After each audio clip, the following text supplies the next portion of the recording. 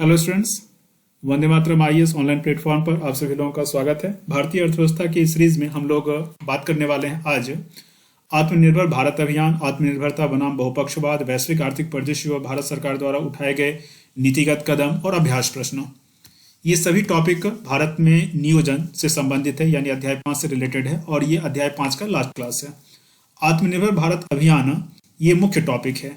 इसी मुख्य टॉपिक से रिलेटेड है आत्मनिर्भरता बनाम बहुपक्षवाद, यानी कि आत्मनिर्भरता की अवधारणा की जैसे ही बात की जाती है, बहुपक्षवाद और वैश्वीकरण, इन दो मुद्दों को लेकर के ये कहा जाता है कि भारत ने अगर आत्मनिर्भरता का कॉन्सेप्ट अपनाया, इस संकल्पना पे ज्यादा फोकस किया, तो इसका मतलब ये है कि भारत बहुपक्षवाद और वैश्वीकरण, जिन आर्थिक अवधारणाओं को भारत शुरुआत से ही मानता आ रहा है, क्या भारत अब इनके पक्ष में नहीं है? क्या भारत बहुपक्षवाद के सिद्धांत और वैश्वीकरण के सिद्धांत से पीछे हट रहा है?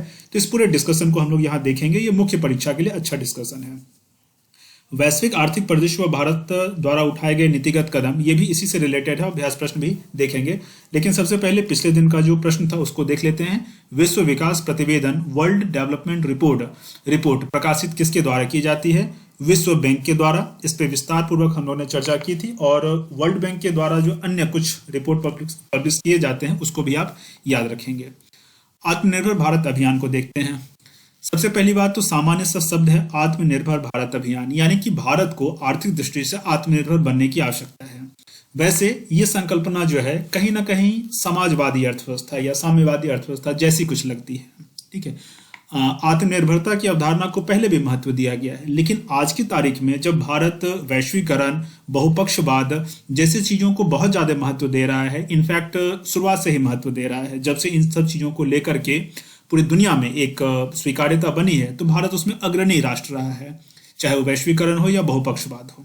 लेकिन अब भारत अभी आत्मनिर्भरता पे फोकस कर रहा है। इसका मतलब क्या है कि भारत इन दो मुद्दों से, यानी वैश्वीकरण जैसे मुद्दों से, या पूरे एलपीजी को आप ले सकते हो, एलपीजी को सिद्धांत के रूप में हमने अपनाया है, तो क्या एलपीजी जैसे मुद्दों से भारत पीछे हट रहा है? इसका जवाब है नहीं, और विस्तार पूर्वक इसका जवाब आपको अगले स्लाइड्स में मिलेगा कि भारत की आत्मनिर्भरता का जो कॉन्सेप्ट है वो वास्तव में वैश्विक एक परिदृश्य, आर्थिक परिदृश्य जो उपस्थित हुआ है, वैश्विक जो चुनौतियां उपस्थित हुई हैं, उसमें भारत अपनी आर्थिक स्थिति को ठीक ठाक करने के लिए, या फिर भारत अपनी स्थिति को कमजोर ना हो, इस कारण से आत्मनिर्भरता की बात कर रहा है। ठीक है, इसमें जो हमारे टूल्स होंगे वो है प्रोत्साहन। पहला तो है प्रोत्साहन और दूसरा है संरचनात्मक सुधार। इन दोनों चीजों के माध्यम से आत्मनिर्भर भारत अभियान के टारगेट को अचीव करने का प्रयास किया जाएगा। तो प्रोत्साहनों में एक योजना लॉन्च की गई थी 2020 में, प्रोडक्शन लिंक्ड इंसेंटिव, यानी कि PLI scheme.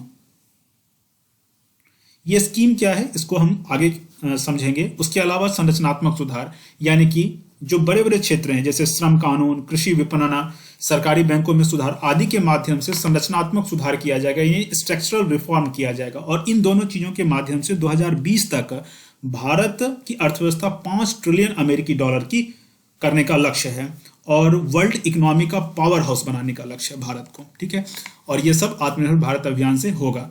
Vocal for local, ये भी एक नारा दिया गया था, तो ये भी इसी से रिलेटेड था। एक सवाल जो आपसे कि भारत 5 ट्रिलियन अमेरिकी डॉलर का जो लक्ष्य रखता है वो कौन सा जीडीपी का ये कौन सा पार्ट है, यानी कि जीडीपी बाय पीपीपी है या नॉमिनल जीडीपी है? तो किस हिसाब से भारत 5 ट्रिलियन अमेरिकी डॉलर की अर्थव्यवस्था बनने का लक्ष्य रखता है, ये कमेंट बॉक्स में आप आंसर देंगे। अब PLI स्कीम को विस्तार पूर्वक देखते हैं। मार्च 2020 में आया था। इसका मतलब सिंपल सा ये हुआ कि प्रोडक्शन लिंक्ड इंसेंटिव, यानी कि निर्यात को बढ़ाने के लिए आयात प्रतिस्थापन, यानी निर्यात को बढ़ाना और आयात को कम करना, रोजगार सृजन और घरेलू विनिर्माण क्षमता, यानी कि डोमेस्टिक मैन्युफैक्चरिंग कैपेसिटी को बढ़ाने के लिए, मुख्य रूप से इन 3 चीजों के लिए इस योजना को स्टार्ट किया गया था। और निर्यात से संबंधित जो उत्पाद हैं, वैसे उत्पाद जो निर्यात से संबंधित मुख्य रूप से हैं, उनके प्रोडक्शन को बढ़ाने पर इंसेंटिव दिया जाता है, प्रोत्साहन दिया जाता है इस योजना के अंतर्गत। ठीक है, विस्तार से और देखते हैं। PLI योजना विदेशी कंपनियों को भारत में अपनी इकाइयां स्थापित करने व घरेलू कंपनियों को अपना विस्तार करने के लिए प्रोत्साहित करती है। ये बहुत ही महत्वपूर्ण पॉइंट है, पीटी के लिए इंपॉर्टेंट है खास करके, कि इस योजना का क्या थीम है। जब आत्मनिर्भरता से जुड़ा हुआ ये योजना है, पीएलआई स्कीम आत्मनिर्भरता से जुड़ा हुआ है, तो आत्मनिर्भरता से जुड़ा हुआ है तो एग्जाम में कई बार हम सोचें कि नहीं, जब आत्मनिर्भरता से जुड़ा हुआ है तो सिर्फ घरेलू कंपनियों को ही सरकार हो सकता है प्रोत्साहित करे, इसमें विदेशी कंपनियों को क्यों भारत में इकाई लगाने के लिए प्रोत्साहित करेगी। लेकिन नहीं, यहाँ ये सोचा गया है कि हमें निर्यात को बढ़ावा देना तो है, लेकिन आइसोलेटेड होके नहीं, लेकिन ऐसा नहीं कि सिर्फ अपनी कंपनियों के माध्यम से उत्पादन करके हमें निर्यात को बढ़ावा देना है। निर्यात को बढ़ावा देना है, लेकिन उसमें विदेशी पूंजी का भी योगदान हो सकता है, विदेशी कंपनियों का भी योगदान हो सकता है और भारतीय कंपनियों का भी योगदान हो सकता है। इसी संदर्भ में हम समझ सकते हैं कि भारत की, इसीलिए एग्जाम में क्वेश्चन सॉल्व करने के लिए आवश्यक है कि आप सरकार की लाइन को समझें। जो थीम है गवर्नमेंट का विकास को लेकर के, उसको आपको समझना पड़ेगा। जैसे गवर्नमेंट कहती है कि come and make in India, मतलब आओ और भारत में निर्माण करो, तो भारत में निर्माण करो यानी भारत सरकार खुद चाह रही है कि एफडीआई आए। अब अगर आत्मनिर्भरता की भी बात कर रही है तो भारत सरकार उस लाइन से हटेगी नहीं, बल्कि उसी के अकॉर्डिंग कुछ नया करती चली जाएगी। ठीक है, तो विदेशी कंपनियों से आत्मनिर्भर भारत अभियान को कोई परहेज नहीं है, बस हमारा उद्देश्य है कि निर्यात को हमें बढ़ाना है। अब तक सरकार ने किन किन क्षेत्रों में इस योजना को लागू किया उस बात को देख लेते हैं। तो ऑटोमोबाइल एंड ऑटो घटक का मतलब है कि ऑटो पार्ट्स, क्योंकि जरूरी नहीं है कि हम सिर्फ उत्पादन ही करें, हम असेंबल भी कर सकते हैं बहुत सारे अलग अलग पार्ट्स। इसी क्लास में आप आगे देखेंगे कुछ टर्म्स पे। तो आज के तारीख में एक ही जगह में एक चीज का उत्पादन नहीं हो रहा है। एक चीज का उत्पादन करना है तो अलग अलग क्षेत्रों से अलग अलग चीजें लाई जाती हैं, कई बार उसको असेंबल किया जाता है मात्र। ठीक है, तो ऑटोमोबाइल एंड ऑटो घटक यानी auto parts, electronics, IT hardware, दूरसंचार, फार्मास्यूटिकल यानी दवाइयां, सौर मॉड्यूल्स, धातु खनन, कपड़ा परिधान, ड्रोन, उन्नत रसायन आदि क्षेत्रों के लिए इस योजना की घोषणा की गई थी। और इसके तहत यह कहा गया है कि जो संवर्धित बिक्री होगी या संवर्धित जो उत्पाद होगा, संवर्धित जो उत्पादन होगा, यानी कि उत्पादन जो बढ़ोतरी हुई है, ठीक ना, जितना उत्पादन हो रहा था उससे ज्यादा अगर उत्पादन हो रहा है तो अलग अलग चीजों के लिए अलग अलग प्रोत्साहन प्रतिशत निर्धारित किया गया। जैसे प्रौद्योगिकी उत्पादों के लिए, आईटी प्रोडक्ट्स के लिए 1% और महत्वपूर्ण दवाओं के लिए 20% तक का जो है क्या दिया जाएगा, प्रोत्साहन राशि दी जाएगी। ठीक है, इससे भारत में उत्पादन करने के लिए चाहे देसी कंपनी या विदेशी कंपनी वो प्रोत्साहित होंगे, आएंगे और यहाँ निर्माण करेंगे। वास्तव में इस योजना का एक उद्देश्य ये भी है कि चीन, जो कि वर्तमान में मैन्युफैक्चरिंग का हब बन चुका है, पूरी दुनिया की कंपनियां वहां जाती हैं, अपना संयंत्र लगाती हैं और वहां बहुत ज्यादा निर्माण हो रहा है। भारत सरकार चाहती है कि चीन का जो इस तरह का एक सेटअप है वो भारत में भी हो जाए। ठीक है, और बहुत सारी चीजों को चीन से भारत एक तरह से कॉपी भी करता है। तो यहाँ कॉपी वाली बात तो नहीं कहेंगे, लेकिन फिर भी कहीं ना कहीं आपने सुना होगा कि चीन से बहुत सारी कंपनियां पलायन कर रही हैं। तो पलायन अगर कंपनी करेगी तो भारत जैसे जगहों में उसको अगर स्पेस मिल जाए तो भारत के लिए फायदा है, उन कंपनियों के लिए फायदा है। ठीक है, तो इस दृष्टिकोण से भी इस योजना को लाया गया था। अब हम लोग आगे बढ़ते हैं। ये तो पीएलआई स्कीम के बारे में हो गया। अब आत्मनिर्भर भारत अभियान पे फिर से हम लौटते हैं। आत्मनिर्भर भारत अभियान का ही एक हिस्सा पीएलआई स्कीम था। अब कुछ अन्य बातों को देखते हैं। जैसे एक पॉइंट है कि भारत के वैश्विक मूल्य श्रृंखला यानी ग्लोबल वैल्यू चेन जीवीसी, बहुत महत्वपूर्ण है, जीवीसी या जीवीसीज पर बढ़ती निर्भरता पर नियंत्रण और इसके विकल्प की तलाश। यहां भी चीन वाला मामला है। ये क्या होता है, ग्लोबल वैल्यू चेन का मतलब क्या होता है कि कोई भी प्रोडक्ट जो है, जैसा कि मैंने कहा कि एक ही जगह नहीं बनता है, वो अलग अलग क्षेत्रों में बनता है। जैसे मान लो कि एक शर्ट हमें बनाना है तो शर्ट बनाने के लिए कपास का उत्पादन कहीं हो रहा है, उसका मैन्युफैक्चरिंग कहीं हो रहा है, उसका अकाउंटिंग कहीं हो रहा है, ठीक है, उसका मार्केट कहीं और है, और सभी चीजें असेंबल होकर के एक तरह से वो वैल्यू जुड़ते चला जाता है। ठीक है, कपास का उत्पादन हुआ, उसका वैल्यू एक हुआ, वो फिर कहीं जाकर के धागा बनेगा, उसका वैल्यू एक ऐड हुआ, उसके बाद वो कहीं जाके कपड़ा सिलेगा तो वो एक वैल्यू ऐड हुआ। तो इस तरह से कई क्षेत्रों में वो जाकर के पूरा एक प्रोडक्ट बन पाता है। ऐसा इसलिए हो पाता है क्योंकि हर एक जगह हर एक चीज का जो मूल्य है वो अलग अलग है। कहीं जो है श्रम सस्ता है तो कहीं उत्पादन जो कृषि उत्पाद है वो सस्ता है। ठीक है, कहीं टेक्नोलॉजी में मतलब अच्छे उच्च स्तर की जो टेक्नोलॉजी है वो आसान है। तो इस तरह से अलग अलग क्षेत्रों का उपयोग आज की तारीख में किया जा रहा है। ये ग्लोबलाइजेशन का एक बहुत बड़ा पार्ट है। इस बात को और भी हम अगले स्लाइड में बेहतर ढंग से समझेंगे। दो इसके लिए मैंने पिक्स लगाए हैं।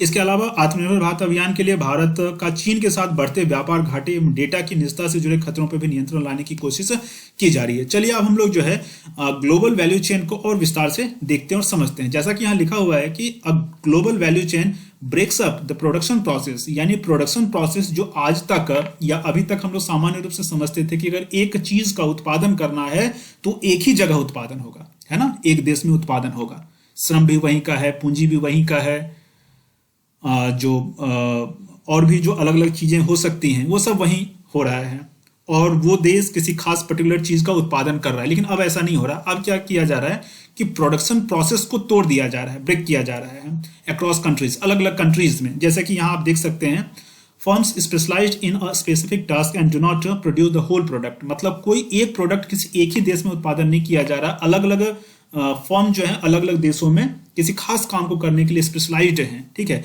तो उसको वहां से करवाया जा रहा है। जैसे मान लीजिए कि रॉ मटेरियल्स है और सर्विसेज इनपुट है, तो किसी एक देश से करवाया गया जहां रॉ मटेरियल आसानी से, कच्चा माल पॉपकॉर्न बनाना है तो यहाँ मक्का जो है वो सस्ते दर पे मान लो मिल रहा है। इसके बाद इसको क्या किया जाएगा, पार्ट्स एंड कंपोनेंट्स, इस चीज को बनाना है, किसी भी चीज को बनाना है, सपोज करो यहाँ ट्रैक्टर ही बनाना है तो ट्रैक्टर बनाने के लिए पार्ट्स और कंपोनेंट्स कहीं और से मिल रहा है, लोहा कहीं और से मिला, पार्ट्स कंपोनेंट्स कहीं और से मिला, जो सर्विसेज हैं वो कहीं और से मिला, और फिनिश्ड गुड कहीं और जाके उसको असेंबल किया गया और एक्सपोर्ट किसी और देश में किया जा रहा है। तो इस तरह से प्रोडक्शन का पूरा प्रोसेस जो है वो क्या हो जा रहा है, स्पेशलाइजेशन के आधार पे ब्रेक हो जा रहा है, ठीक है। तो इसी को कहते हैं ग्लोबल वैल्यू चेन। वैल्यू मतलब मूल्य होता है, इसका मतलब है कि इस एक खास प्रोडक्ट का, कोई भी खास प्रोडक्ट अगर है तो उस प्रोडक्ट का वैल्यू बढ़ता चला जा रहा है। लोहा लिया हमने, लोहा फिर फिनिश करके हम अगले क्षेत्र में भेजते हैं जहां उसका बहुत सारा कंपोनेंट बनेगा किसी खास चीज का, फिर उसका वैल्यू ऐड हुआ, तो इस तरह से वैल्यू ऐड होता चला जाता है। तो पूरा जो चेन है वो ग्लोबल वैल्यू चेन कहलाता है। इस चीज को हम लोग आईफोन के एग्जाम्पल से भी देख सकते हैं। इस चीज के लिए ये एक अच्छा एग्जाम्पल माना जाता है, ठीक है। जीवीसी के लिए, ये जीवीसी ग्लोबल वैल्यू चेन के लिए आईफोन का एग्जाम्पल जो है एक अच्छा एग्जाम्पल माना जाता है, एप्पल का आईफोन, ठीक है। तो इसमें आप जरा देख सकते हैं कि Korea, Germany, France, Japan, other countries से इनपुट्स, ठीक है, इनपुट्स अलग अलग देशों से आया। मान लो कि चाइना में आया, आईफोन चाइना में ही प्रोड्यूस चूंकि हो रहा है, तो इन सब देशों से कुछ कुछ अलग अलग इनपुट्स चाइना में आए। चाइना में फिर जो है सो अमेरिका से भी इनपुट आ रहा है और फाइनल गुड जो है फैक्ट्री ग्रेड प्राइस में यूएसए को मिल रहा है। अब यूएसए उस चीज को फिर क्या करेगा, अन्य देशों में बेचेगा, डिस्ट्रीब्यूट करेगा, ठीक है। तो इस तरह से इसका दाम जो हो रहा है $600 किसी एक आईफोन का, उसको बनाने में देख सकते हैं कि अलग अलग देशों से $80 यहां से हुआ, $16 यहां से हुआ, $3। ये एग्जाम्पल है, बस इस एग्जाम्पल को याद करने का प्रयास नहीं करना, बस समझना है कि इस तरह का ग्लोबल वैल्यू चेन किस तरह से काम करता है। इसमें एक बात और ध्यान रखेंगे कि जो भी जिनकी अर्थव्यवस्था बहुत अच्छी है, जो उच्च वृद्धि दर वाले देश हैं, वहां जीवीए में उनका क्या योगदान रहता है। जैसे कोरिया, जर्मनी, फ्रांस, जापान, इन सब कंट्री का जीवीए में क्या योगदान रहता है। तो इनमें इन देशों से वैसे चीजों के लिए योगदान रहता है जिसके लिए अच्छा पे करना हो, जैसे रिसर्च एंड डेवलपमेंट या और भी कुछ इस तरह का है। तो ये सब चीजें, रिसर्च एंड डेवलपमेंट जैसी चीजें जो है वो विकसित अर्थव्यवस्थाओं से की जाएंगी और श्रम जैसा चीज जो है वो विकासशील देशों से किया जाएगा। तो इस तरह से क्या होगा कि आईफोन का एग्जांपल है या किसी भी चीज को वो बनाया जा सकता है। अब यहां एक टर्म और आपको मिल रहा है, फैक्ट्री गेट प्राइस। इसका मतलब क्या हुआ, फैक्ट्री गेट प्राइस का मतलब ये हो गया कि कोई भी प्रोडक्ट जो फैक्ट्री में बन के तैयार हुआ, सपोज करो कि एक आईफोन की बात है तो आईफोन 194 रुपीज में, डॉलर में बन के तैयार हो गया, ठीक है। तो ये कंपनी के अंदर इसका प्राइस है, ठीक है। लेकिन जब ये डिस्ट्रीब्यूशन और अन्य चीजों के जब ये मार्केट में जाएगा तो ये मूल्य कुल मिला के $600 हो जाता है। क्यों, ऐसा क्यों होता है? क्योंकि कंपनी से निकलने के बाद उसको ट्रांसपोर्ट का कॉस्ट उसमें लगेगा, विभिन्न प्रकार के टैक्सेस लगेंगे, ठीक है, लाभ उसमें जोड़ा जाएगा। तो ये सब चीज जुड़ के तब जो है रिटेल प्राइस एक अलग बन जाता है। फैक्ट्री गेट प्राइस का मतलब है फैक्ट्री के अंदर बन के कोई वस्तु जब तैयार होती है तो जो उसका मूल्य है that is factory gate price, ठीक है। अब आगे बढ़ते हैं। नेक्स्ट ये है आत्मनिर्भर भारत की दिशा में और हमने क्या क्या किया है। तो made in India made in India नहीं, make in India, make in India and assemble in India को समायोजित कर श्रम गहन विनिर्माण उद्योग, लेबर इंटेंसिव मैन्युफैक्चरिंग क्षेत्र को प्रोत्साहित करना है। तो आप जानते हैं कि मेक इन इंडिया प्रोग्राम जो है भारत सरकार ने लाया कि come and make in India, आइए और भारत में निर्माण कीजिए। एक दूसरा है assemble in India. Assemble in India का मतलब ये हुआ कि भारत में आके निर्माण करें, और किनके लिए करें, तो for the world, assemble in India for the world. ठीक है, ये दोनों प्रोग्राम हैं। तो इन दोनों प्रोग्राम्स को समायोजित यानी कि एक दूसरे में मिलाने की बात अभी की जा रही है, ताकि श्रम गहन विनिर्माण उद्योग यानी लेबर इंटेंसिव, जहां लेबर की ज्यादा आवश्यकता है, वैसे मैन्युफैक्चरिंग क्षेत्र को प्रोत्साहित किया जा सके। और इकोनॉमी सर्वे 2019-20 में भी इस बात को स्पष्टता के साथ कहा गया है। ये द मिंट अखबार है, उसका कुछ एक पैराग्राफ हम लोग लेते हैं, इस बात को और बेहतरीन ढंग से हम समझेंगे। असेंबल यहाँ कट गया है गलती से, इसको मैं मिटा नहीं सकता, तो आप इसको ये ना सोचना कि सर ने काटा है, ये एज इट इज है। असेंबल इन इंडिया इसको पढ़ेंगे, ठीक है। तो देखो यहाँ क्या लिखा हुआ है इकोनॉमिक सर्वे 2019-20 में इन दोनों प्रोग्राम के बारे में। India should draw a lesson from China success in export, मतलब चाइना का जो एक्सपोर्ट रिलेटेड जो सक्सेस है उससे भारत को सीखना चाहिए। And launch a project to assemble India for the world, और इस तरह का प्रोग्राम भारत को लॉन्च करना चाहिए कि पूरे वर्ल्ड के लिए भारत क्या करेगा, असेंबल करेगा। सपोज करो कोई गाड़ी है या मोबाइल ही है, कंप्यूटर है या कुछ भी है, कोई भी कंपनी है, अमेरिकी कंपनी है, तो अमेरिकी कंपनी तो है लेकिन उसके लिए असेंबलिंग हम करेंगे। क्योंकि आज की तारीख में ये हम कहें कि मेक इन इंडिया, तो मेक इन इंडिया तो ठीक है, अच्छी बात है, लेकिन मेक इन इंडिया पूरी तरह से हो कहां पा रहा है। चाइना भी क्या कर रहा है, चाइना तो असेंबल ही कर रहा है। पीछे आप देख रहे हो कि चाइना इन सब देशों से कुछ कुछ प्राप्त करता है और आईफोन को असेंबल कर रहा है। तो उसी तरह से असेंबलिंग भी एक बहुत बड़ा जो है एक भारत के लिए अपॉर्चुनिटी हो सकता है। इकोनॉमिक सर्वे इस बात पे फोकस करता है कि असेंबल इन इंडिया की तरफ भारत को फोकस करना चाहिए। That would create 80 million well paid job, जो कि अगले 10 साल में 80 मिलियन, 1 मिलियन में 10 लाख होते हैं। आप सोच लो कि कितने लाख जो है जॉब क्रिएट होंगे, जो कि वेल पेड जॉब होंगे, ठीक है।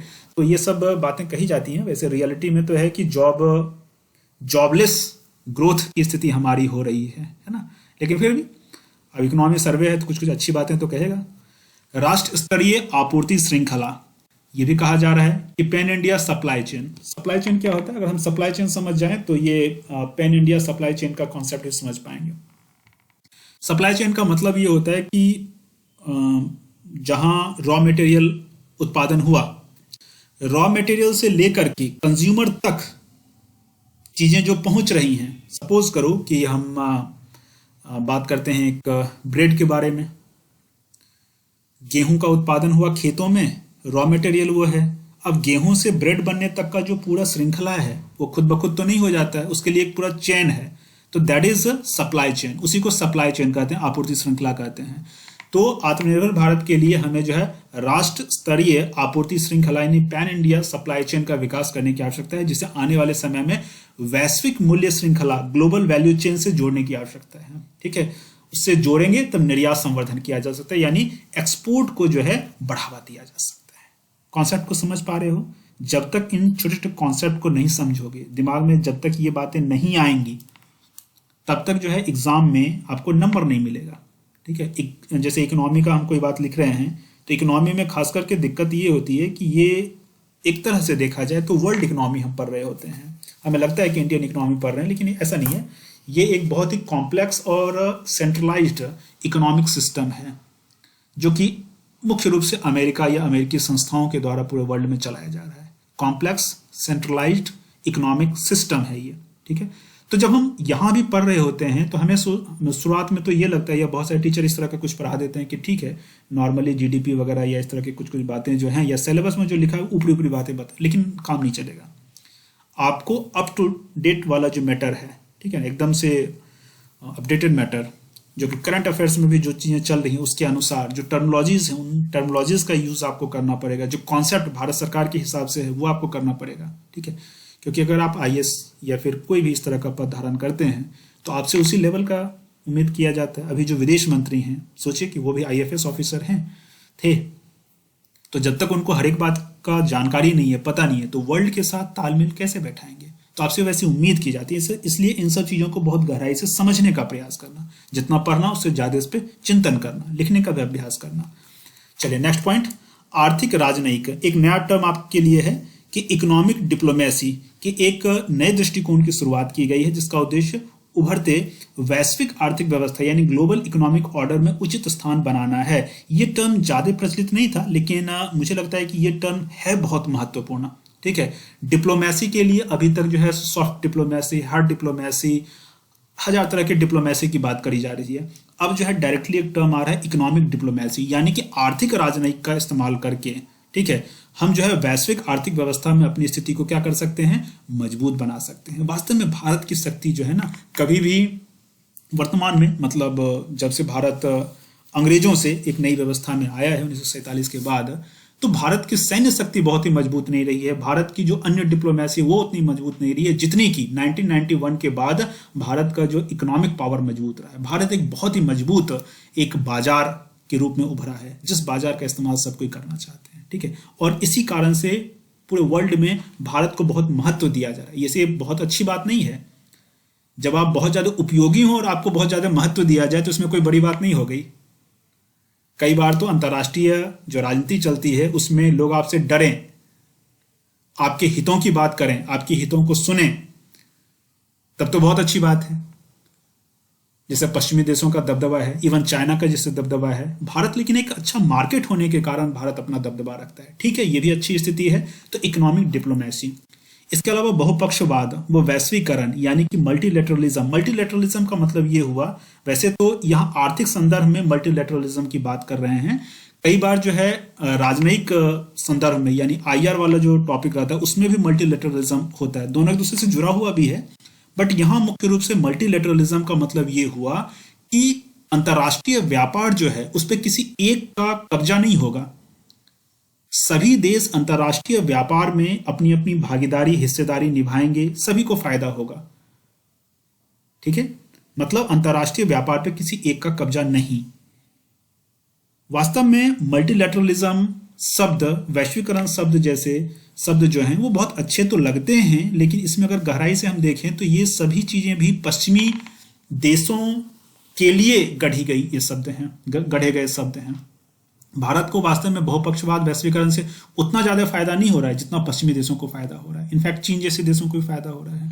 ठीक है, लेकिन भारत समर्थन करता है बहुपक्षवाद, वैश्वीकरण जैसे मुद्दों का, के दृढ़ समर्थन के साथ संरक्षणवाद के एक नए भारतीय संस्करण। ठीक है, तो अभी तक बहुपक्षवाद और वैश्वीकरण, जैसा कि मैंने कहा कि पश्चिमी देशों को इससे ज्यादा फायदा हो रहा था, लेकिन अब भारत कह रहा है कि प्रोटेक्शन, ये जो संरक्षणवाद है, भारत संरक्षणवाद को भी, मतलब जो कि भारतीय संस्करण है, भारत की एक नई पहल है इस संदर्भ में, तो भारत इसको भी अब महत्व देना चाह रहा है। संरक्षणवाद का यहां मतलब ये हो गया, प्रोटेक्शनिज्म का ये मतलब यहां हो गया कि अभी जो हम लोग बात कर रहे थे कि आत्मनिर्भर भारत, तो आत्मनिर्भर भारत इसका मतलब है कि हम प्रोटेक्शनिज्म को समर्थन कर रहे हैं, बट ये एक न्यू फॉर्म ऑफ प्रोटेक्शनिज्म है। इसमें क्या है, इसमें है कि हम बहुपक्षवाद और वैश्वीकरण को बिना नकारे हुए संरक्षणवाद को महत्व दे रहे हैं। ये पॉइंट समझना है।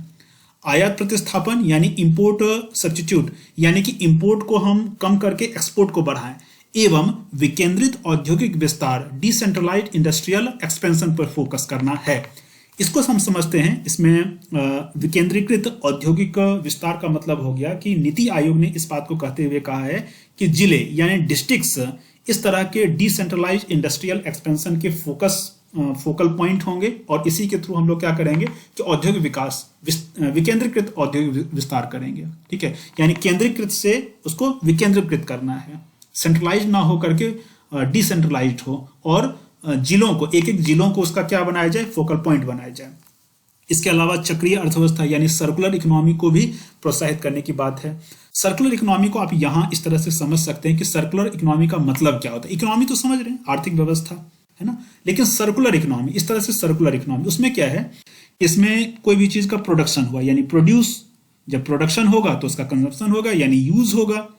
अब यहां क्या है कि यूज होने के बाद उसका रेड्यूस यानी कि कम से कम उपयोग करें, जितना जरूरत है उतना ही उपयोग करें। इसके अलावा क्या है, रिसाइकिल। रिसाइकिल का मतलब है कि जिन चीजों का हमने उपयोग किया, पुनः अगर उसका उपयोग किया जा सकता है तो अच्छी बात है।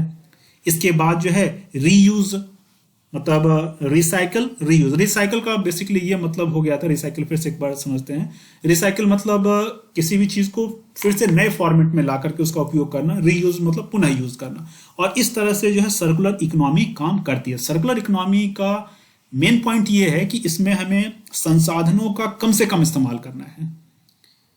संसाधन का इस्तेमाल कम क्यों करना है? ताकि पर्यावरण को जो क्षति पहुंच रही है वो कम से कम क्षति हो। तो अंतर्राष्ट्रीय रूप से स्वीकृत ये शब्दावली अभी चर्चित है। इसके अलावा आत्मनिर्भर भारत के अंतर्गत अजाइल दृष्टिकोण यानी अजाइल अप्रोच की भी बात करी जा रही है। कोविड-19 के कारण होने वाले आर्थिक अनिश्चितता व कठिनाई से निपटने तथा विकास की प्रक्रिया को आगे बढ़ाने के लिए इस तरह का एक गैर परंपरागत दृष्टिकोण अपनाया गया था सरकार के द्वारा पहली बार। आपको जानना चाहिए कि अजाइल अप्रोच क्या होता है। देखो ये क्या होता है कि फीडबैक लूप मतलब पर आधारित है। फीडबैक लूप का मतलब ये हो गया कि किसी भी काम को जब हम कर रहे हैं तो दो टर्मिनोलॉजी इसके लिए उपयोग आया है, एक वाटरफॉल अप्रोच और एक अजाइल अप्रोच। दोनों जो है ये सॉफ्टवेयर डेवलपमेंट से संबंधित ये टर्मिनोलॉजी है, ठीक है। तो एक जो है वो आगे मैं आपको समझा दूंगा, लेकिन एक सामान्य रूप से समझ जाए तो वाटरफॉल का मतलब क्या हुआ कि कोई भी मतलब प्रोजेक्ट आपने बनाया तो प्रोजेक्ट जो है सामान्य रूप से ऊपर से नीचे की तरफ जो है वो चलता चला जाता है। जैसे पानी ऊपर से नीचे की तरफ बढ़ती है उसी तरह से कोई भी प्लान हमने बनाया। सपोज करो कि योजना आयोग के अंतर्गत जो प्लानिंग बनती थी तो केंद्र सरकार उस प्लानिंग को बनाती थी और धीरे धीरे राज्यों तक और जिलों तक वो पहुंच जाता था, ठीक है। ये एक सामान्य बात है, सामान्य स्थिति में ऐसा ही किया जाता है। लेकिन भारत में कोरोना के टाइम में क्या हुआ कि आर्थिक अनिश्चितता का दौर हो गया, ठीक है, कठिनाई का दौर हो गया। तो उस विशेष स्थिति से निपटने के लिए एक सामान्य प्रक्रिया से हम स्थिति से उबर सके ऐसा नहीं हो पा रहा था। तो इसके कारण से फीडबैक लूप का कॉन्सेप्ट किया कि मतलब कोई भी काम करें और उस पर फिर से उसका फीडबैक देखें कि ठीक हो रहा है कि नहीं हो रहा है, फिर उसमें आगे बढ़ें, फिर देखें कि ठीक हो रहा है कि नहीं हो रहा है। इस तरह से फीडबैक लूप टेक्नोलॉजी का इस्तेमाल अप्रोच का इस्तेमाल किया गया। उसको अजाइल अप्रोच कहते हैं। एग्जैक्टली उसको हम आगे देख भी लेते हैं। जैसे इसमें देखिए कि आपने कोई चीज का प्लान किया, फिर उसका डिजाइन किया, फिर डेवलप किया, टेस्ट किया, डिप्लॉय किया, रिवाइज किया, ठीक है, रिव्यू किया, और इस तरह से उसको क्या करते हैं कि फीडबैक लूप का मतलब यही है, जो गोलाकार बन रहा है उसको लूप कहा जाता है कि फीडबैक के आधार पर उसको देखते हैं। एक तरह से हिट एंड ट्रायल मेथड हुआ कि पहले आप जो है उसको किसी चीज को करते हैं, फिर देखते हैं कि वो सही हुआ कि नहीं हुआ, फिर उस पर प्रयास करते हैं। तो इस तरह से एग्जैक्टली जब वो काम करने लगता है तब हम उसको क्या करते हैं, फिर लॉन्च करते हैं। इन दोनों को इस तरह से भी देख सकते हैं कि वाटरफॉल मेथड जो है कुछ इस तरह से काम करती है कि आपने कोई भी जो आपको रिक्वायरमेंट है उसके अनुसार डिजाइन करते हैं, सिस्टम टेस्टिंग करते हैं और धीरे धीरे वो आगे ग्राउंड लेवल पे चला जाता है। बट अजाइल अप्रोच जो है उसके अंतर्गत जो है सीधे इस तरह से हम लोग किसी चीज को इंप्लीमेंट नहीं करते हैं, किसी भी योजना को और अन्य चीजों को, बल्कि इस तरह से जो है फीडबैक लूप के आधार पर उसको आगे हम बढ़ाते हैं, ठीक है। अब हम लोग आगे बढ़ते हैं। आत्मनिर्भरता बनाम बहुपक्षवाद। आत्मनिर्भरता के कॉन्सेप्ट को देखा, अच्छी बात है, लेकिन वहां हमने ये भी देखा कि भारत का आत्मनिर्भरता का जो कॉन्सेप्ट है वो बहुलतावाद, बहुपक्षवाद और वैश्वीकरण का विरोधी नहीं है, ठीक है। तो उस बात को और यहां विस्तार से देखेंगे। ये मुख्य परीक्षा के लिए अच्छा टॉपिक है, इसको दिमाग में सेट कर लेना। बहुपक्षवाद, बहुलतावाद या बहुपक्षवाद एक ही हुआ। बहुलतावाद या बहुपक्षवाद और वैश्वीकरण के समर्थक भारत द्वारा आत्मनिर्भरता पर दिए जाने वाले जोर को कई विशेषज्ञों ने संरक्षणवादी भारत के उदय के रूप में देखा। ये विशेषज्ञ कौन होते हैं? वास्तव में अंतर्राष्ट्रीय जो आर्थिक व्यवस्था है उसके लिए काम करने वाले बहुत सारे एजेंट्स भी हैं। तो कई बार इस तरह के एजेंट्स जो हैं वो विशेषज्ञ कहलाते हैं। अखबारों में बड़े बड़े आर्टिकल्स लिखते हैं दबाव बनाने के लिए, क्योंकि भारत जैसा देश अगर ये कह दे कि भाई हमें पूरी तरह से आत्मनिर्भर इकोनॉमी बनानी है,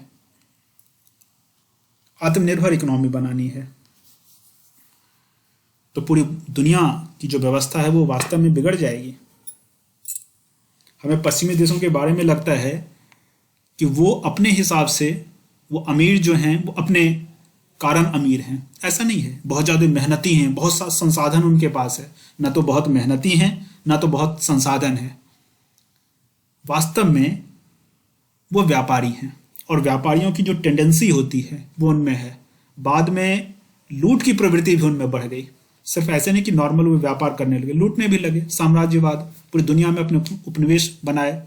अभी भी नव साम्राज्यवाद का दौर चल रहा है, ऐसा कई विशेषज्ञ मानते हैं कि एमएनसीज कंपनी अपने अपने तरीके से पूरी दुनिया के संसाधनों पर कब्जा किए हुए हैं। तो भारत जैसा देश थोड़ा भी अगर सेल्फ रिलायंस की बात करता है तो तुरंत पूरी दुनिया के जो सो कॉल्ड विशेषज्ञ हैं उनका कान खड़ा हो जाता है कि अरे भारत अगर ऐसा कर लेगा तो हमारे आकाओं का क्या होगा।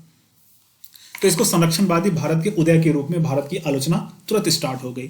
लेकिन भारत ने भी कहा कि भारत का आत्मनिर्भरता संबंधी जो रुख है वो विश्व की आर्थिक संरचना के बदलते स्वरूप के संदर्भ में है कि भारत पूरी दुनिया की जो इकोनॉमी का जो स्ट्रक्चर है वो बदल रहा है, उसमें परिवर्तन आ रहा है। उस परिवर्तन के संदर्भ में आवश्यक है कि हम इस तरह का स्टैंड लें, लेकिन ये बहुपक्षवाद और वैश्वीकरण के विरोध में नहीं है।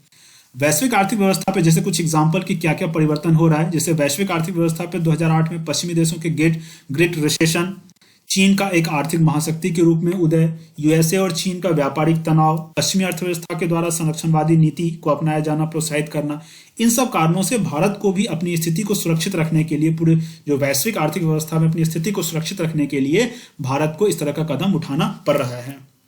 इसके अलावा आत्मनिर्भर भारत अभियान के नियामक बहुलतावाद और वैश्वीकरण के विरोधी नहीं है, इस बात को भारत बार बार फोकस करके कह रहा है। इसीलिए ये कहा जा रहा है कि जो भारत आत्मनिर्भरता की नीति अपना रहा है उसमें घरेलू हितों की रक्षा के लिए विदेशी निवेश का भी सहारा लिया जाएगा, यानी विदेशी धन को हम स्वीकार कर रहे हैं।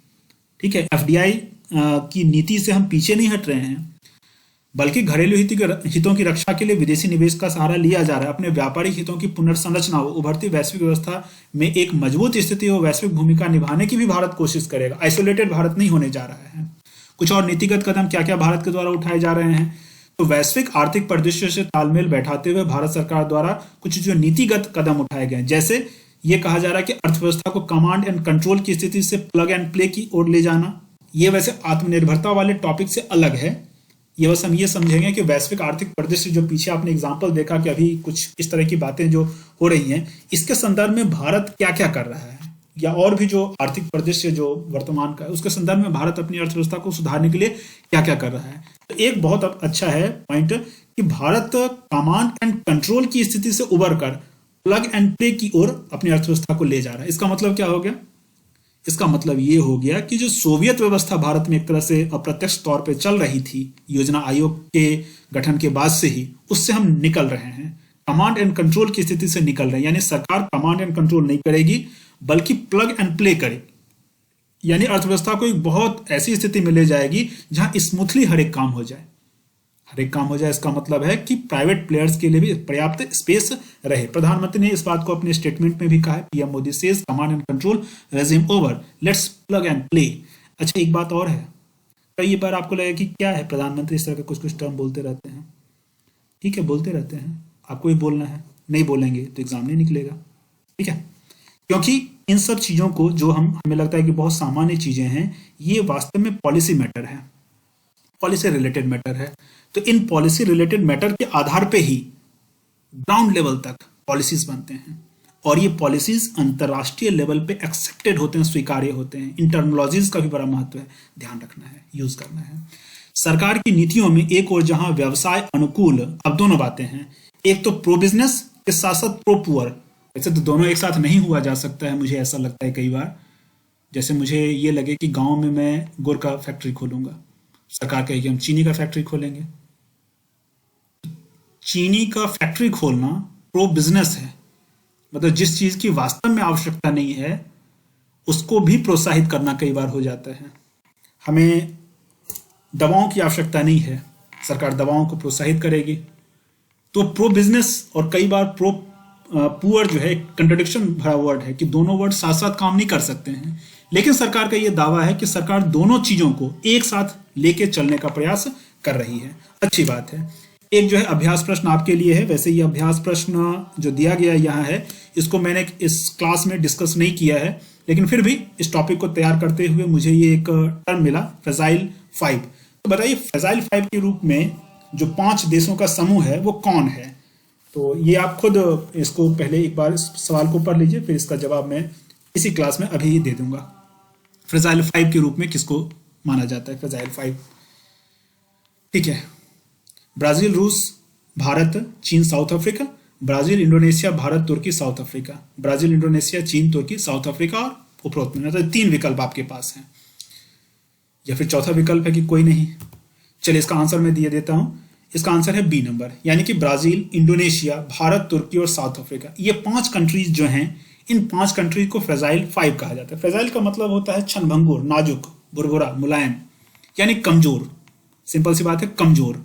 ठीक है, तो ब्राजील, इंडोनेशिया, भारत, तुर्की और साउथ अफ्रीका, इन 5 देशों के लिए फ्रेजाइल 5 टर्म का यूज जो है मॉर्गन स्टैनली, एक क्या कह सकते हैं इसके लिए एक शब्द है, मॉर्गन स्टैनली एक क्या है, ये एक New York based investment banking company है। ये न्यूयॉर्क की एक इन्वेस्टमेंट बैंकिंग कंपनी है। 2013 में इसके एक विश्लेषण में इन 5 देशों के लिए फ्रेजाइल 5 टर्म आया था। क्यों आया था? यहां लिखा हुआ है कि they were largely reliant on foreign investment for economic growth, यानी इकोनॉमिक ग्रोथ के लिए ये फॉरेन इन्वेस्टमेंट पे, खास करके वैसा फॉरेन इन्वेस्टमेंट जो अनरिलायबल हो।